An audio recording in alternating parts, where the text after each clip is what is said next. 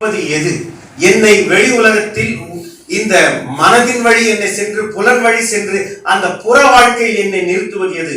என்னை எனக்குள் அக வாழ்க்கையை நோக்கி போவதற்கு தடுப்பது எது என்ற தேடலில் நாம் கண்டுபிடித்த சில அற்புதமான விஷயங்கள் ஒன்றே ஒன்றுதான். 3 விஷயங்கள். அதில் ஒன்று புலி பசித்தாலும் அதுதான். பசுமாட்டை 10 நாளைக்கு பட்டினி போட்டு அதுக்கு நம்ம சிக்கன் பிரியாணி போட்டா சாப்பிடுமா? சாப்பிடாது.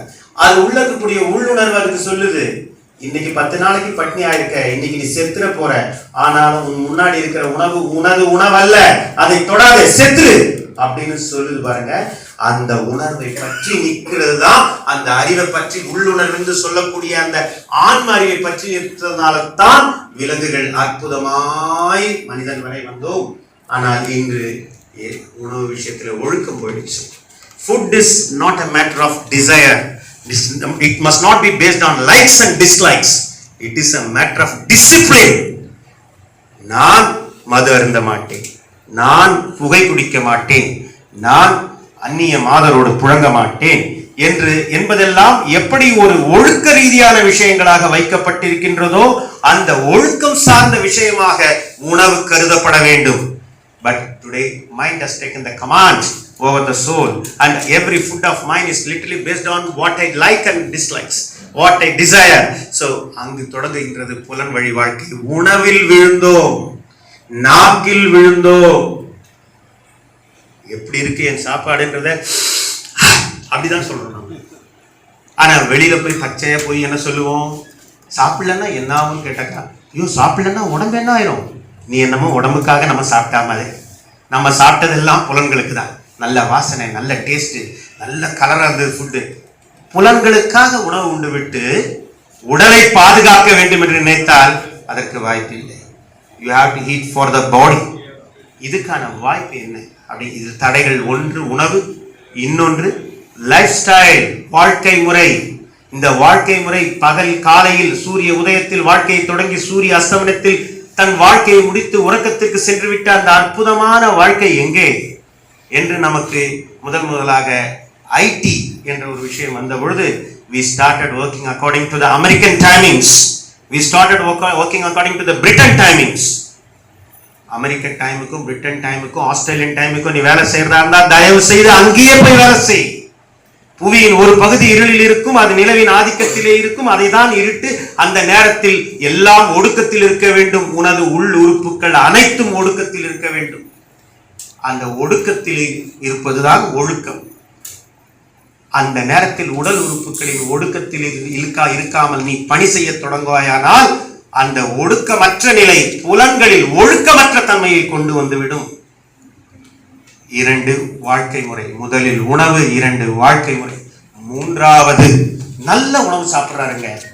அவர் ராத்திரியில 6:30 மணிக்கு மட்டும் ஷேக் ஆச்சு அப்படின்னாக்கா, அக்குபஞ்சர்ல சொல்லுவாங்க, சூஜோக்ல சொல்றோம், ரிஃப்ளெக்ஸாலஜில சொல்றோம், எல்லாத்துலயும் சொல்றோம். 12 மெரிடியன் சொல்றாங்க. சைனீஸ் 12 மெரிடியன் சொல்றாங்க. ஆனா நம்ம வாதப்பித்த கபம்னு 3 நாடி சொன்னோம். இன்னும் ஆழமாக போனா 72,000 சிறு நாடிகள், பெருநாடிகள் 3 என்று சொல்றோம். இதில் சுழன்று கொண்டிருக்கும் அந்த உயிராற்றல் சரியாக சுழன்று வரை நோய் இல்லை. அந்த நோயாக அந்த சுழற்சியில் தடை ஏற்பட்டால் நோய். அந்த சுழற்சியை சரியான முறையில் தடை இல்லாமல் சுழல வைப்பது எது? a block free prana circulation Azure பண்றது எது? அந்த கேள்விக்கான தேடல் வரும்போதுதான் நியமம் நியமம் தாண்டி நியமம் தாண்டி. நியமம் என்பது உள் சுத்தம், நியமம் என்பது புற சுத்தம். அதை தாண்டி என்ன சொல்கிறது என்றால், உள்ளமும் சுத்தமா இருக்கேன், வெளியவும் சுத்தமா, என்விரான்மெண்ட் சுத்தமா இருக்கு, நான் கண்ண முடிய உட்காந்து தியானம் பண்ணட்டுமான்னு கேட்டப்ப அது பதஞ்சலி சமஸ்கிருதத்துல சொல்லி இருந்தாலும் திருமூலர் தமிழில் சொல்லி இருந்தாலும் 2ம் ஒன்றாகவே இருந்தது. உள் சுத்தம் முடித்து புற சுத்தம் முடித்து அடுத்து என்ன செய்யணும்னா மனசை ஒடுக்கிற தியானத்துக்கு போயிடாத. 3வது ஆசனம். நியமம் நியமம் ஆசனம். ஆசனம் போட்டு உடம்ப வளைச்சி உன் பாட்டுக்கு தனுராசனம், உட்கார்ந்த நிலை ஆசனங்கள், நின்ற நிலை ஆசனங்கள், கவிழ்ந்த நிலையில் ஆசனங்கள், இது எல்லாம் நீ செஞ்சு முடிச்சாதான் அஸ்திய கட்டுற வேலை. அது அஸ்திய கட்டின பிறகுதான் தடையற்ற பிராண சுழற்சிக்கு வாய்ப்பு இருக்கு. அதனால்தான் நியமம் நியமம் ஆசனம் அதுக்கப்புறம் தான் பிராணாயாமம். தடையற்ற பிராண சுழற்சிக்கு வழி வச்ச பிறகு அது எப்படி வழி வைப்ப? அஸ்தியை பர்ஃபெக்டா எங்கேயும் அஸ்திக்கு சொல்லும் போதே வர்மத்தை சொல்லும் போது ஐயாக்கெல்லாம் தெரியும் அஸ்தி கட்டுன்னு தான் நம்ம சொல்றோம். அப்ப கட்டுன்னு என்ன அர்த்தம்? அது பிரியாம இருக்கணும். It must be intact is the right word in English. Binding, intactness. How the intactness of the bone and joints must be maintained. That is more important. அதை மெயின்டைன் பண்றதுக்கு தான் ஆசனத்தில் நம்ம பெரியவங்க சொல்லி கொடுத்தாங்க. அதை தாண்டி இன்று ஆசனமும் தப்பா எடுத்துக்காதீங்க. இயற்கை மருத்துவ பிள்ளைங்க ஆசனம் பண்ணக்கூடியவங்க. ஆசனம் கன்னியாகுமரியில் ஒரு மிக ஆழமான ஒரு ஊன்றப்பட்ட ஒரு விஷயம். ஆனால் இன்று யோகாசனங்கள் மதசாயம் பூசப்பட்டிருக்கலாம், அல்லது ஆசனா சொல்லி கொடுக்குறவங்க அந்த டெக்னிக்கல் எக்ஸ்பர்டைஸை ரொம்பவும் நெளிச்சு வளைச்சி அநியாயத்துக்கு காமிக்கும் போது பார்க்குற நமக்கெல்லாம் ஐயோ இது நமக்கு முடியாது போல இருக்குது, பேசாம ஜிம்முக்கு போயிடுவோம் அப்படின்ற எண்ணத்தை வர்ற அளவுக்கு இன்றைய கற்றுக் கொடுக்குறவங்க தடுமாறி போயிருக்கலாம். என் அஸ்தி கட்டை எப்படி சார் கட்டிக்கிறது, வேற ஏதாவது ஆப்ஷன் இருக்குதா ஆசனா இல்லாம அப்படின்னு கேட்டப்பதான் டேக்டர் டான் என்ற மகாபுருஷன் இந்த உலகத்துக்கு ஒரு அழகான விஷயத்தை கொடுத்தார். அதுதான் டான் மெத்தட். இந்த டான் மெத்தட் அஸ்தியை கட்டுகின்றது. டான் மெத்தட் அஸ்தியை கட்டுகின்றது. இது நான் படிக்க போனது மியூனிக்ல போனப்ப பேக் பெயினுக்கு, நெக் பெயினுக்கு, frozen shoulder, tennis elbow, wrist drop, arthritis, bone and joint, skeletal இன்ஸ்டியூட்காக போனோம். ஆனா ஸ்டோரி வேற. அஸ்தியை கட்டும் பொழுது என்ன நடக்குது அப்படின்னும் போது, கட்டப்பட்ட அஸ்தி இன்டாக்ட்னஸ் ஆஃப் த ஜாயிண்ட் ஃபிக்ஸ் ஆகும்போது லாக்டு சி ஆர் லாக்டு பிராணா உள்ளிருந்து வெளிப்பட்டு உன் பிராண சுழற்சி தடையற்ற ஒரு சூழலை உருவாக்குகின்றது.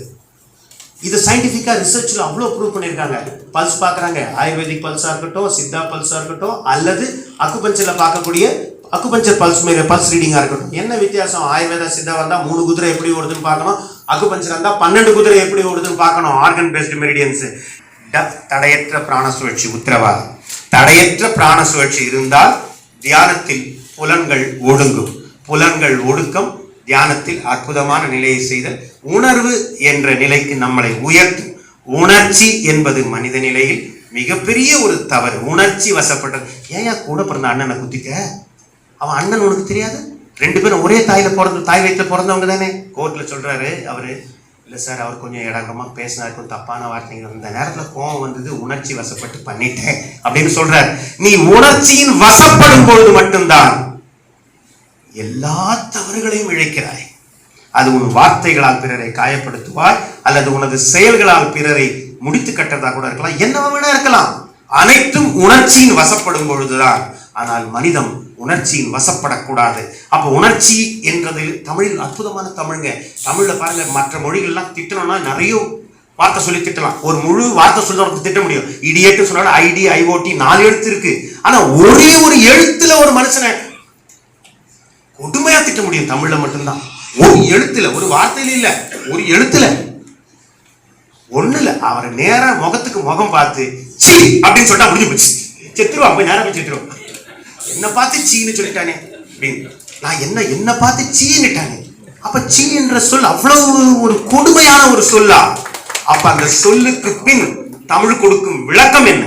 சீ என்றால் நீ மனிதனா இருந்து இறைநிலைக்கு உயர்வதற்கான உணர்வு. உணர்வு என்பது உகாரம், உணர்ச்சி என்பது இகாரம். நீ உணர்வுக்கு செல்ல வேண்டியவன்.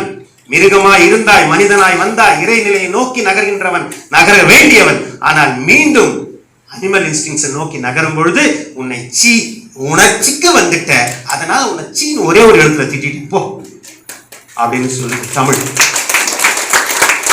அது நடக்கக்கூடாது. மனிதம் மீண்டும் மிருக நிலைகளை, அனிமல் இன்ஸ்டிங்ஸை கொண்டு வரக்கூடாது. மனுஷன நாய் மாதிரி விழுறாயா? நாயோட எப்படியே கம்பேர் பண்றோம்? பாருங்க, பையன் அப்பா திருடன் பயங்கர கண்ணிங்க. அப்பாவே சொல்றாரு, திருடமா வந்து படுத்துரும்.